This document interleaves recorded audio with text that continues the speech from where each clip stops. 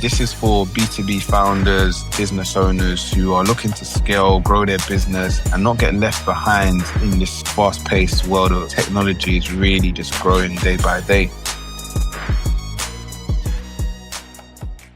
All right. Welcome to episode 2 of the Future Proof podcast. Okay. This is where we help B2B founders to not get left behind. You know, we help you not get left behind in this fast-paced world where tech is ever evolving, and we just give you an easy listen or watch to get clued. Welcome back. Okay, so, myself, Michael, we've got John, we've got Jav. I'll let my co-hosts introduce themselves as well. Yeah, you guys know who I am already. Exactly. Watch episode 1 so you know who we are. All right, let's get into it, man. So there's a lot to talk about this week, man. So I'm going to start off with our usual, thought-provoking question. And I'm going to throw it at you, Jeff. What's one role that you think will not exist in 5 years because of AI? It may even be sooner than 5 years, but what's one role you don't think will exist? You know what I've been thinking about?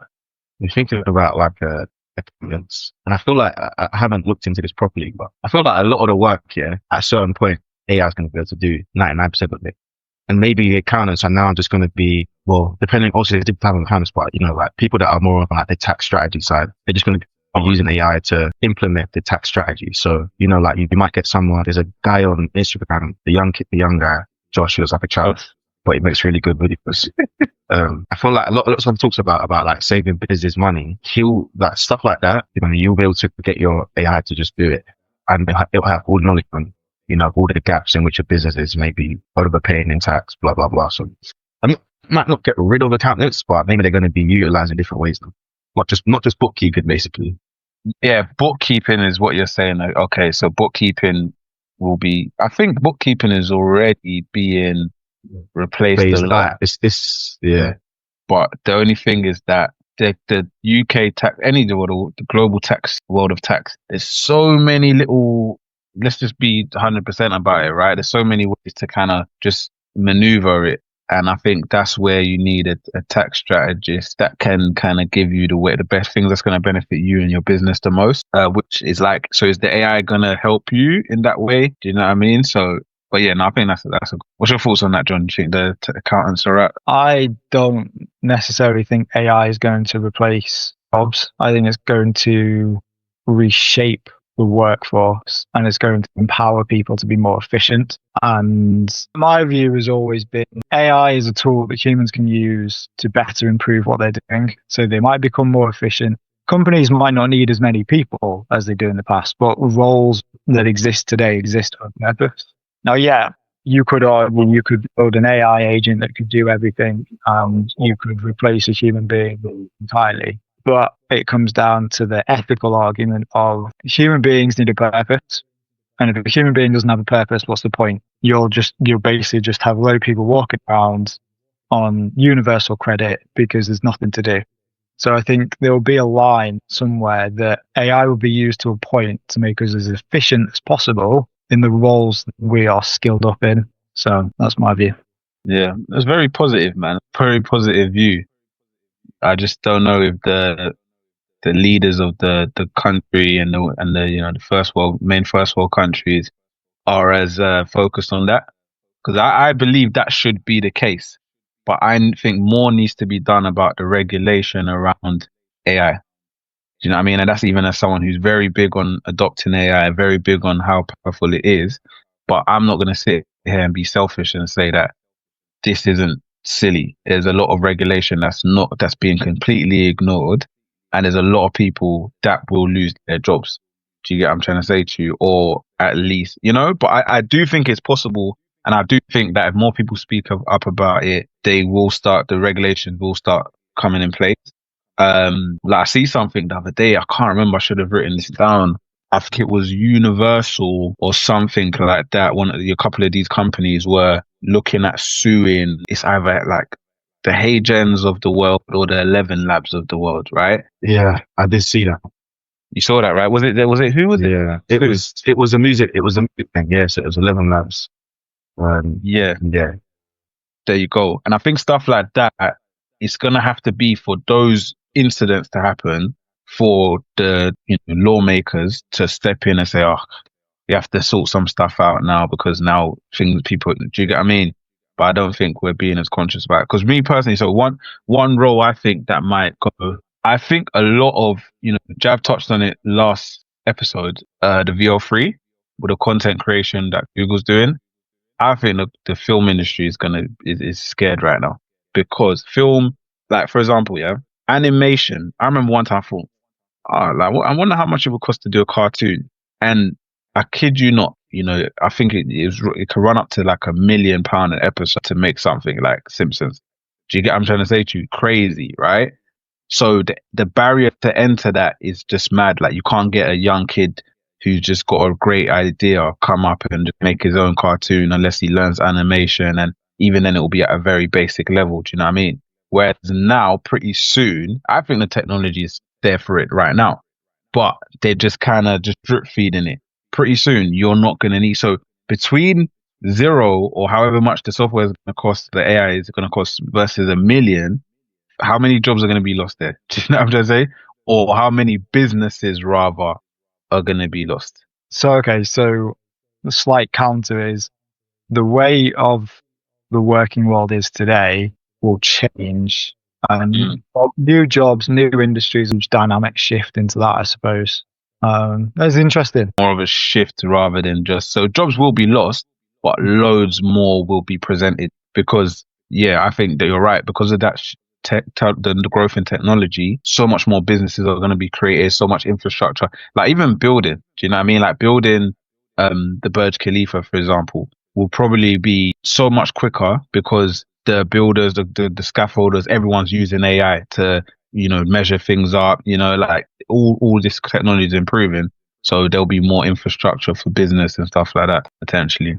Okay. And so then the question is, who's training? He's going to be training these staff, training the staff on how to utilize AI. There you go, and that's where so many things are gonna come in. I just think we need to put a stop before we get to this whole iRobot thing. And I think you got people like Elon Musk that want us to be living around like iRobot. I think that's where we don't need robots. For me personally, I see it today on Instagram. Someone needs to tell me why we need robots. The only thing we might need robots for is potentially hospitals, but then you've got like the case of replacing nurses. Do you know what I mean? It's like, do we need robots? I was in Dublin airport a couple of weeks ago, about an hour before my flight, sat down, ordered a beer and a burger. I kid you not, a little robot rolled from the bar to my table. I thought it was I've seen this. Hey, it's the most pointless thing ever because the staff that were there the human beings were still there to load the tray onto the robot. Then they stood by the bar while the robot rolled it. Not in everyone's way. Me the thing means then stick on my table. And then the cheeky thing goes, "Do you want to give me a tip?" I was like, "No, go away." Robot a tip. But the staff are then stood bored out of their minds. It's like it's pointless gimmick. It really is a pointless gimmick. Yeah, I think the robot thing is unethical, man. If I'll be very honest with you, I think it's unethical. I think the Tesla robot things were going for like $30,000 to $40,000. It's unethical. Like human beings shouldn't have access to it. I think it should just be for key points like firefighters. Make a robot firefighter. That's of course the best use case of. Do you get what I'm trying to say? That is the best. That's probably one of the best use cases for it. Don't make a robot that a rich guy gets to use in his house as a butler. What kind of nonsense is that? Do you know what I mean? Do you get what I'm trying to say to you? Yeah. See, before you said that, I've got those little robot hoovers. Robot hoovers, yeah, I need one of those to be fair. Hey, honestly, the last. But I think if you start going down the route of AI fire brigades, they're gonna be like AI police force, robot police force, robot ambulance, robot healthcare. It's gonna just one small thing. It's just gonna start growing. Where do we stop? Yeah, it's crazy. That's crazy. Yeah, I think definitely it's not needed yet, but anyway, that's the debate section of it. Let's get into some value for our listeners, right? So you're a B2B founder, you're intrigued about this whole AI space. I want us to give them 7 automations every B2B business needs in 2025. Now, automations is automations AI? No, it's a different thing, right? But it's the same thing. We're talking about, just revitalizing your business, streamlining things, making it more efficient. And I think AI and automations go hand in hand, because AI just on its own, well, what's the great, there's nothing great about that, right? When you can put it into workflows, then it makes a big difference. So what we'll do is we'll give 2 automations each, and then someone can do a bonus one. Okay. So John, you look like you're ready to give some value. I'm going to hand it over to you, my man. All right. So number one, sales follow-ups. So we all use note takers when we're on calls with clients. What if some people don't? And I know that's quite basic. Sorry? Some might not use it. When I say we all, I mean the 3 of us. We all have. Oh, okay. Sorry. Yeah. The 3 of us all use note takers when we're on calls with clients or prospective clients. And it allows you to stay focused on the meeting as opposed to writing notes and stuff like that. And then one of the most powerful tools I've built off the back of that was a proposal generator. So the conversation finishes, it goes through an automation where it takes the transcript from the call, it analyzes everything we talked about, takes out key takeaways, next step, anything to do with pricing, timelines, collects it all and sticks it into a presentation that gets saved into a folder for me to review and then send out to the person I was speaking to. So that saves, let's say, maybe an hour per call, because of course, you sit there, you're going to write it all up, you're going to get distracted by something else, you're going to come back to it, etc. It's all there, it's presented, and you just go through and edit it based on any tweaks you need. And just to kind of emphasize on that one, yeah, you say it takes an hour, but saves an hour. That might save tens of thousands, maybe more, because you got to remember, if you take a meeting on one evening, or a lot of founders, you might be just about to take a flight, you don't have that mental capacity or just the time in general to do it right there and then. And speed is so important in business. That being done as like just a standard is gonna that's a game changer. Big game changer. Yeah, and your client is going to be impressed. You've got something over to them in a matter of minutes. And I personally don't have mine sent straight out. I'd rather review it as a human being, because it's just, I feel like it's always better to do so. But to round that point off, you can then take everything that's generated from a proposal perspective, load it into your AI's knowledge base, and so it learns from any changes that you've made. So draft 1 is created, you make alterations to it, store that back into your knowledge base, and it goes, right, this is how I need to structure future ones. And so after 10, 11, 12 of them, it starts to get really smart, smooth with what it's trying to produce. Amazing. So that's number 1. Cool. You got another one for us, or you want us to move on? What's that? Personal assistants, mate. They are phenomenal. It was one of the first automations I built when I was learning how to use AI and automation. It was to create a WhatsApp PA that was linked into my Google. Now, obviously, man, I need this now. Feel the beans, mate. You could talk to it, you could treat it like you would do your personal assistant. And at the time, what was I using? I was using WhatsApp through make.com and Relevance AI. And so I have agents in Relevance with certain tools to do certain things, and then it would go away. It would do the task I'd asked it to do, and then it would present that back to me. Tasks like writing emails, replying to emails rather, telling me about meetings I've got. If anyone listened to our first podcast, I've recently changed that to using Claude's MCP to just see what the difference is. They're interchangeable, but if you're starting out and you're trying to think of something useful, create yourself a PA on WhatsApp. It's great. That's too little with mate. We've got to go into that one a bit deeper. So wait, are you still using Relevance as well, or you've changed the Relevance for the Claude? Still using it. So you're still using Relevance. I'm running the 2 side by side just to see which I prefer, really. What subscription of Relevance is that? I think it's just their pro plan, I think. Yeah. Like £60 or something like that. Mm-hmm. Okay, cool. So, all right, you've got a WhatsApp assistant that you set, does it appear as hey, I'm Fred, your AI agent, as a contact, and then you just message this person and they answer your questions? and they're connected to your Google It's saved in my phone as my AIPA. with a number. It sounds like it needs an alcohol, that AIPA. It has its own number. Nice. You have to buy a number, set up the Facebook Meta, Okay. which it's not actually that hard. It just takes a little bit of focus to do. Yeah. Okay, that is sick. 2 automation is going to be kind of hard to top them, so I'll let Jav go next then while I think of what I'll do. What do you think? One that I guess I would probably recommend, especially around content, is basically an automated script writer. I use this pretty much 3 or 4 times a month, where basically it works in ClickUp. So in ClickUp, you put in the title of the video and then you drag it across, and then it automates basically a rough script for you. So it gives you the hook, gives you 5 variations of a hook, story hook, statement hook, statistical hook, gives you an intro, gives you an open question to keep people retained. It's for YouTube content, by the way. And then it gives you like the full body. It's based on how you prompt it, but the way I prompted it is like, give me at least 6 talking points, 3 paragraphs each. So I have like a full long script, and then an outro with a call to action. So that saves me time having to actually write entry scripts, because now I just have like the base and then I'll just tweak it.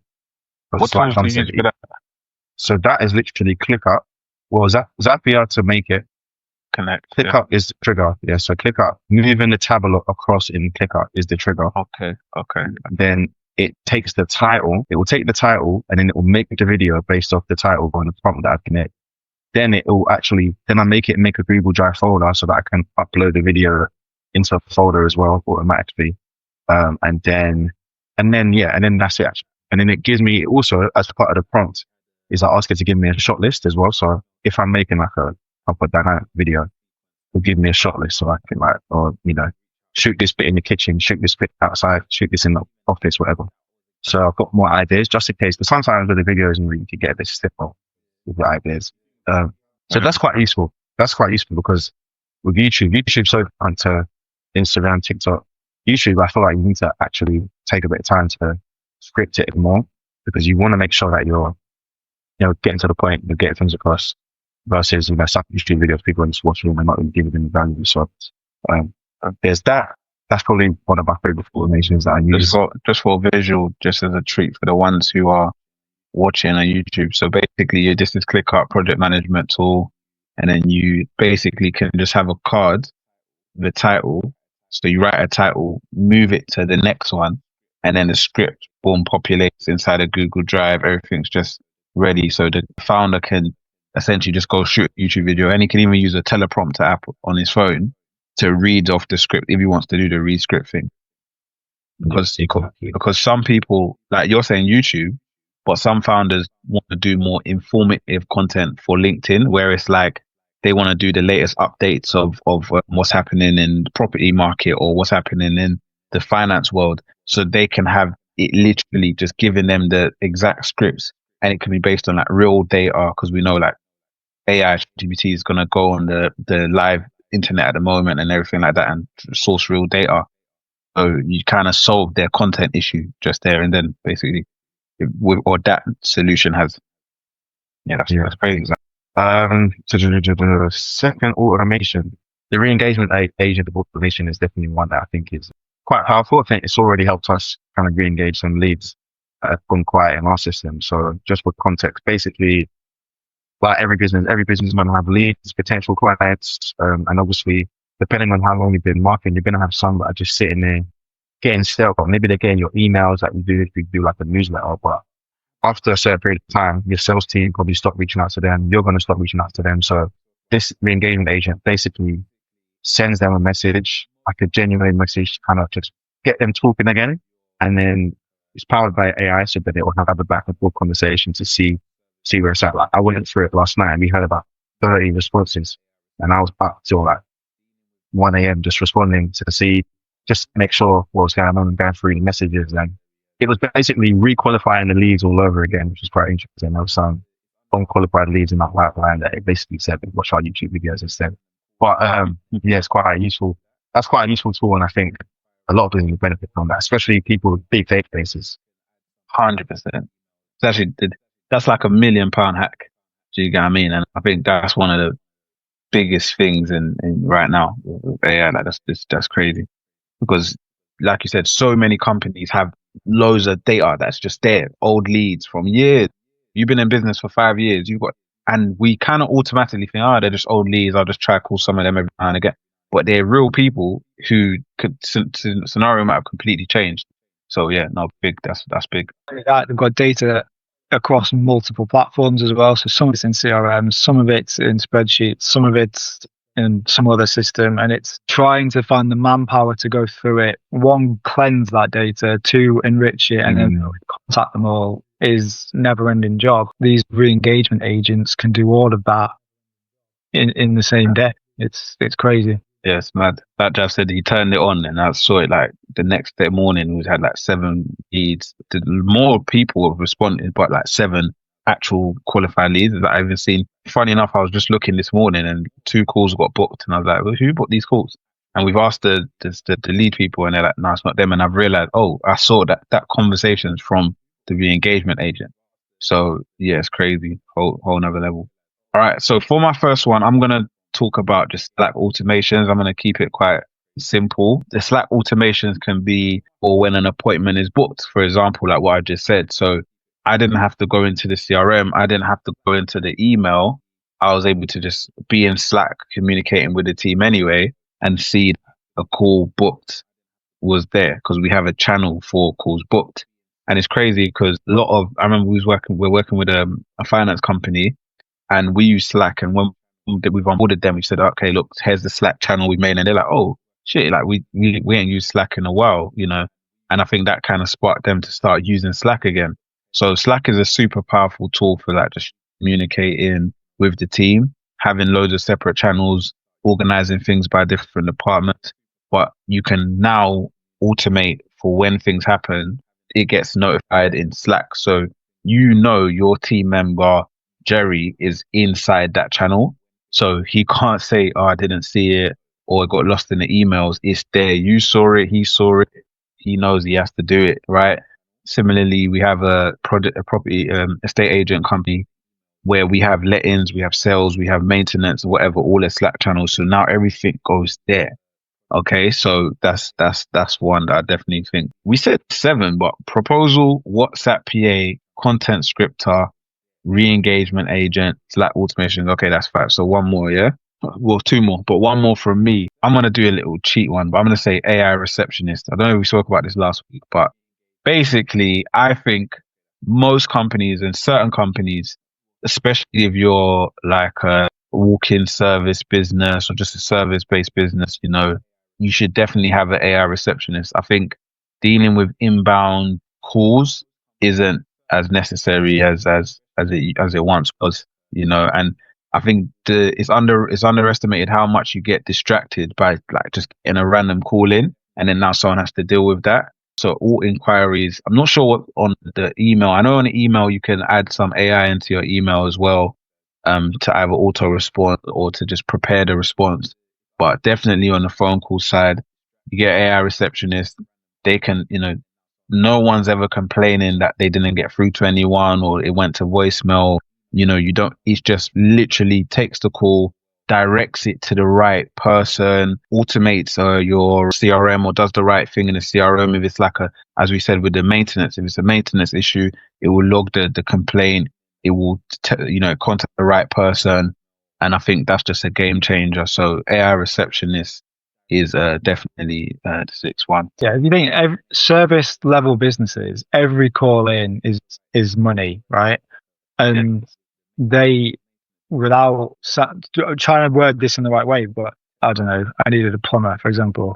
3 or 4 plumbers would come up. I call the first one, I answer. The second one, I mean, 100%. Everyone has decent reviews on Google. You just need someone to do the job.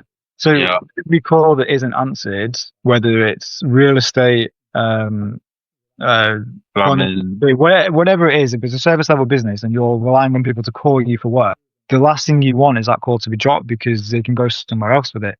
So capturing that call and booking them in to your diary and your next available appointment to either call them back or to go out and meet them it's not free money, but it's gold dust to these people. Yeah, 100%. You're not losing those clients. Yeah, I do that all the time. It's like if I need to, it could be anything. If I'm calling the first person they don't pick up, you do it like you go to the next person, then the next person, the next person. Because you don't care. There's so much option in today's world that I'm not, precious about who I use. So, like you said, like if the person who picks up actually wins, and I think people are not crying, but people are still but it's the AI and does the voice do like listen. It's at a great level. It's not that deep, and it's gonna save you money. And here's the thing: we said this when John, you kind of joined. This one differentiation you made clear. He was like, for outbound and cold calling, it's not there yet. But anything to do with like inbound or handling things is fine because the person who's calling or reaching out to you is not bothered about whether it's AI or not. They want their problem solved. Do you know what I mean? And I think, that's a gem to any sort of B2B founder or business owner right now. You call someone and you leave them a voicemail, you're talking to a robot. So there's no talking to their AI and actually getting your appointment booked in or your client dealt with. So exactly. So who wants to give the last one? 7. We promised 7. We've done 6 so far. We've done proposal generator, a WhatsApp PA, content scripter, a re-engagement agent, Slack automation, and AI receptionist. What else does every B2B founder need in their business right now? I've got 2 which I can do super quickly. One of them is something I learned. Chasing invoices is that's literally what I was about to say. Yeah, it's dead time, right? So you want to focus on stuff, building your business, talking to clients, etc. When you then have to go and take time out of your day to chase an invoice, especially on a service-based organization, where you've got hundreds of invoices out for a couple of quid, a few £100 each month, to have someone chase them and try and get payment, whatever it is, is going to take up time. I've got an automation that takes, once an invoice has been created in the system, whether that's on a spreadsheet or an actual payroll system or finance system, rather, it can then go into a workflow to create an email, ping that person an email and say, right, here's your invoice. Can you pay it by such and such a date? And that date is then loaded into that spreadsheet. Once that date comes by, so say it's the 18th today, they'll get a follow-up email if it's not been paid. And then you can continue that route until it is paid. And then so you'll get to a certain point where if maybe you sent 4 chaser emails and it needs to be sent to you as a escalation point. But it takes the manual email creation, check in, has this come in, has this not come in? It takes all of that away and it streamlines the whole thing. Yeah, that's it. It's mad because we had that we didn't have that, but we had the automated text sequence that like if someone's payment failed, it would reach out to them, it would say blah blah blah, right? That was a game changer for us. Do you get that recovers you some money, man? Because you think about it, if you have a subscription based business where people pay subscriptions and they fail a payment, sometimes it's not because they're trying to run away and not pay you. It's literally maybe their card details expired or etc. Yeah. So if it's just happening automatically, you can get it fixed rather than you having to chase them. Yeah. I'm gonna say them. It's hard. And the reason the AI is a game changer is so simple, but just to kind of really emphasize it, is that it's gonna reach out to people, and when they respond, it's going to respond. And I think so much, probably billions are lost in business, because of like what we just said with the phone call thing, that of when you can't get someone when they respond.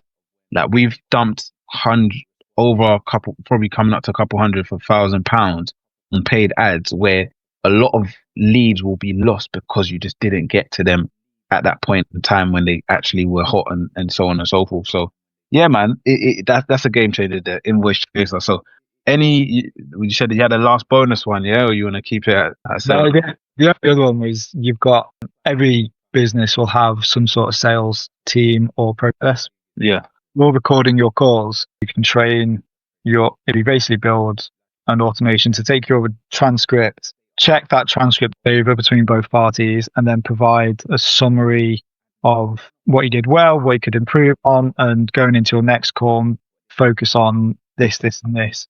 So it's almost like a personal coaching for your sales team. I think said in episode 1, everybody learns differently and has their own style. So have your own AI to train you through your sales calls. After that call's happened, right, what could I have done better? Help you with the next one, sort of thing. It gives you that sort of custom approach as opposed to a sort of very linear one. I think that's a good one. I think a lot of companies spend a lot of money getting in sales trainers and people to train their sales team and stuff like that. Because of that, they never really had the opportunity to see and oversee the sales calls at scale, and so I think that's a powerful one, to be fair. So there you have it. That's 8 gems. You got the proposal generator that's going to sort out generate your proposals instantaneously as soon as you finish your call. You got the WhatsApp PA, which I'm going to sort out as soon as I get off the call this podcast. You got the content scripter. You got the re-engagement agent. You've got the Slack automations, big must. You've got the AI receptionist, an invoice chaser, and a sales call analyzer, let's call it, right? Listen, founders, people, there is an endless possibility in this world that we're living in right now. It's never been a better time to do business. Don't leave it to yourself to figure it out. If you have the resources, come and speak to a transformation team like ours and let us analyze your business for you. You don't even have to use us to implement it, but at least let us analyze and see all the different areas that you could be completely losing out on money, wasting time, all the inefficiencies. Because as founders, we understand the power of our time, of our the money and the capital, right? So you don't want to lose that. So but some gems here, some things that are quick, you can quickly implement, some things you might need help with, but there you go. So I'm just going to bring up some quick things and we're going to go from there, right? This is actually what it was. So good, I actually did write it down. So Disney and Universal are suing Midjourney over IP use. Yeah, so that's what it was. Disney and Universal, they're suing Midjourney. So for those who don't know, Midjourney, they were quite early with it, right? Where you could use it to just generate pictures. Not sure if they're still doing pictures or they're doing video now. And yes, Disney and Universal are suing them. So what do we think about that? And it looks like the legal frameworks are kind of evolving. It's basically what we was talking about earlier. So things are going to be put in place based on that fact that big companies are starting to sue, so a lot of attention is going to go towards it. So now the lawmakers have to say, okay, what is actually in place to prevent this stuff happening? What's our thoughts on this one?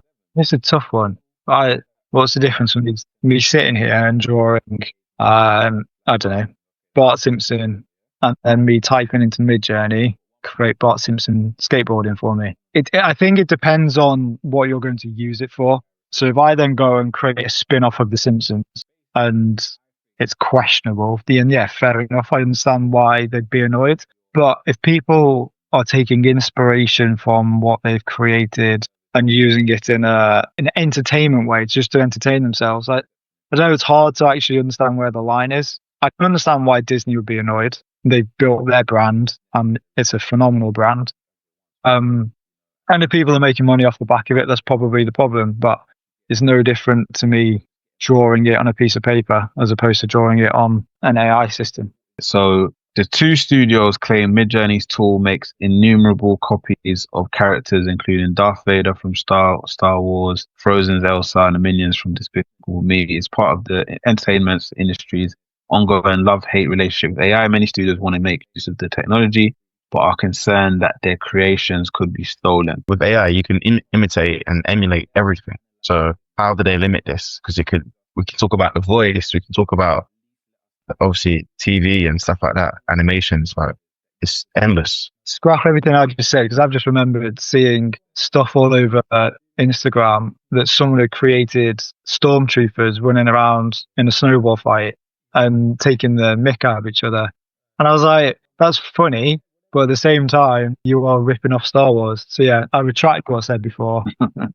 Yeah, piracy is piracy. Yeah, it is what they're saying. There are several issues such as term of service provisions by Midjourney and basic fair use analysis that will need to be sorted out. Midjourney made 300 million last year alone, and they're planning to release their video service. Because when video stuff come out, which is what we were talking about earlier, it's a whole nother ball game. Because like you said, they can make the Star Wars doing this, they can do the Lion King, they can use anything. And it's like, if it was never allowed before, why is it now allowed? And this is where the regulations come in. It's not hard to just say, look, we have to be fair. We have to be ethical about how we do things. And I think it even helps because it helps people be creative. You've got this thing that can design anything and you just design something that's already being done. Why don't you think of something different? Do you know what I mean? And that's going to help you anyway, right? So yeah, that's what I'd say on that one. You know, the lawsuits, that's what's going to change it. And unfortunately, you know, it'd be nice if we not unfortunately, but it'd be good if we lived in a world where, you know, the people in powerful positions could just see and foresee that things need to have certain ethics and rules. Do you know what I mean? But I think for their own use cases and so on and so forth, that's why they don't foresee these things, and it has to be court that kind of does it. I've got another update. This is actually going to be useful for our listeners, viewers. So the UK basically has tax breaks for people who are building AI infrastructure. Yeah. So £2 billion committed to AI infrastructure and SME support. SMEs eligible for expanded R&D tax relief up to 33% for qualifying AI automation projects. You got to check if, obviously, talk to your accountant, get your accountant on it. I think it's quite new, but that's a game changer. So listen, you now don't have to cry about investing in it or with using a company because, you know, there's essentially a tax break for it. It's interesting because I don't know if I spoke about this in episode 1, but what's his name? I forgot his name. Keir Starmer, the Prime Minister, they created an AI for planning permission because obviously. Oh yeah, I saw that. Yeah, so that's quite a big thing in the UK. Long, strenuous thing. It's slow. It's like a old, redundant kind of system, and they're making some AI software or tool to help their council workers and officers to basically get the planning permission stuff done quicker. So, you know, there you go. But what do we think about that, man? That's a big thing, man. Big. I didn't realize the UK could do tax cuts. No. No, it's good. It's good because, I mean, we'll get left behind otherwise as a nation. It's everybody else is investing tons and tons of money into AI and the future of AI and the infrastructure around AI. And we need to be at the table with everybody else. We need to play our role in the future of how we work, which is AI and its infrastructure. Yeah. So no, it's good. Yeah. The Keir Starmer thing. It was a while ago that it got like green lit, I guess. No, I don't think it was too long ago. No, that was the start of this year, I believe. I think it's the start. Yeah, so that's the turbocharger. Yeah, I think it was around the start of this year. So not too long ago, to be fair. Not too long ago. You had something that come up, John. I think I saw in the chat about, was it Google and the voice stuff? There's something enough. I had something like towards that where it says the market value hit 3.09 billion in 2025, and it's going to grow set to grow to 2 billion. And that's the rise of AI voice cloning. Okay, so personalized customer support, centralized content localization. That's the big thing right now, and this is what we talked about with AI receptionists. But the risks are obviously, and this is actually a whole nother topic. I think that the cybersecurity industry is probably one of the industries that's going to climb up. You know what I mean? I think like if you want to invest in something, I think that industry is going to go crazy because with the growth of AI and technology, cybersecurity has to be on a whole nother level. Because think about it, if someone can clone John's voice and call Jav and ask him for 100 quid, do you know what I mean? It's crazy, right? It's crazy. So what do you think about the downside of the risk that come to voice cloning? I mean, there's always risk, and I think it's even more dangerous for the elderly because they used to be, the elderly get scammed quite a lot. That's true. That is true. They get scammed quite a lot. You know, I can't remember what I was watching where like they were scamming this old lady. She was sending Tinder this company loads of money. Not that. That's young people, bro. That ain't old ladies, but but yeah, like.